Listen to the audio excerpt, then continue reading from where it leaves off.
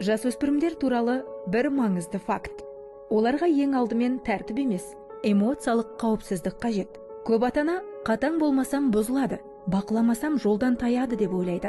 Ал жасөспірімнің жүрегі басқаша жұмыс істейді. Ол өзін тексеріп жүрген жоқ, ол өзін іздеп жүр. Қазіргі таңда жасөспірімдер арасында стресс, мазасыздық және эмоционалдық қиындықтар жиі кездеседі. Оның барлығы оқу жүктемесі, әлеуметтік кері әсер және қоғамдық ортадағы қысымдар олардың психологиялық жағдайларына кері әсер етеді. Осыған байланысты жасөспірімдердің психологиялық денсаулығын бақылауға арналған мобильді қосымшалар жасау өзекті болып табылады.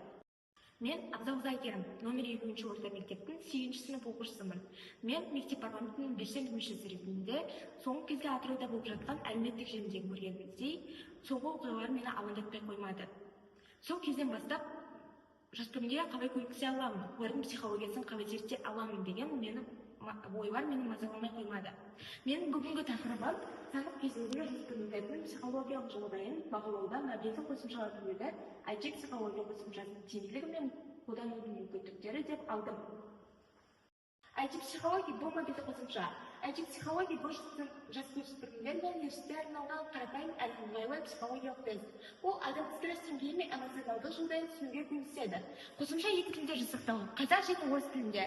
Әркім оны өз ана тілінде қолдануға мүмкіндік береді және оны жеке психолог ретінде пайдалануға болады. Психология қолдау кеңістігі өмірді өзгерт деген миссияны ұстана отырып жасақталған. Бұл қосымша негізгі басты 4 мәзірден жасақталған. Бұл жерде күйімдегі мәзірді басатын болсақ, бүгін өзіңді қалай сезініп тұрсың деген сұрақ пайда болады.